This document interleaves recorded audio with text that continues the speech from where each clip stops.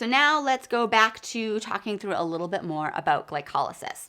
So we have our glucose, it has undergone its reaction with glucokinase that we've added a phosphate to it. So we have our glucose 6-phosphate.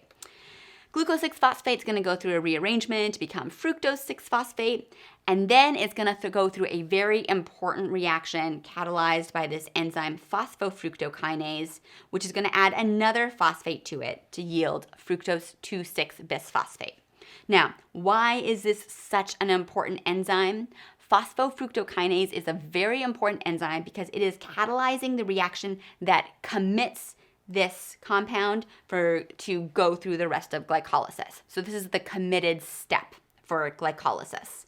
Now, since it is the committed step, it is also heavily regulated. So the cell wants to have ways of telling phosphofructokinase whether or not it should be active, whether phosphofructokinase should catalyze this chemical reaction so that we can continue down glycolysis, or whether we should turn off phosphofructokinase depending on the cell energy status. So how is phosphofructokinase regulated? When the cellular concentration of ATP is high, that is going to inhibit phosphofructokinase. Now, why does that make sense? It makes sense because if we already have a high concentration of ATP in our cell, that's signaling to us that we already have enough energy. We don't need to send more compounds down through glycolysis into the Krebs cycle to the electron transport chain. We don't need to do it. We could do something else with that compound. So when we have a high concentration of ATP, that is going to inhibit phosphofructokinase. Another factor that will also inhibit phosphofructokinase is citric acid. Now, why does that make sense? Remember that citric acid is the first compound that is made when we've taken an acetyl-CoA and an oxaloacetate, which is that other intermediate in the Krebs cycle, and added them together. So this is kind of the first step in the Krebs cycle. Now, when would we have a high concentration of citric acid? That would happen when we're already sending lots of acetyl-CoA into the Krebs cycle. And if we were to try and send more, it could get backed up. So that's another situation where the cell is communicating to phosphofructokinase, hey, don't bother sending more compound down glycolysis. We don't need it right now.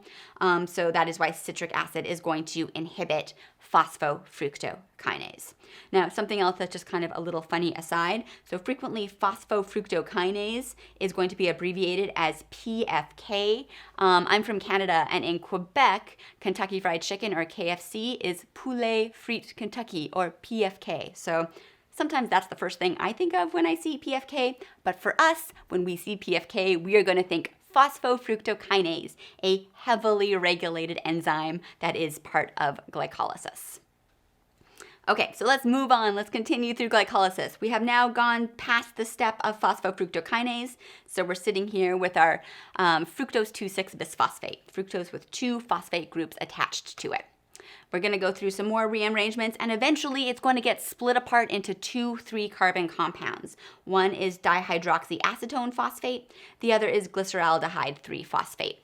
Now, the interesting thing about these 2 compounds is that they're interchangeable. So you could split them apart and produce these 2, but then this dihydroxyacetone phosphate can just be converted into glyceraldehyde 3-phosphate. So that's just an aside.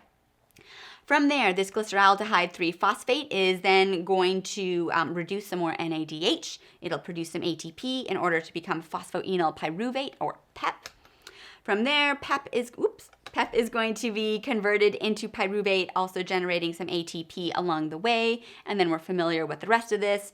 Pyruvate gets converted into acetyl-CoA, and that acetyl-CoA can then go into the Krebs cycle, or that acetyl-CoA could go off and form ketones, or this acetyl-CoA could go into lipogenesis to build a fatty acid. Many possible outcomes. So that is the tail end of that.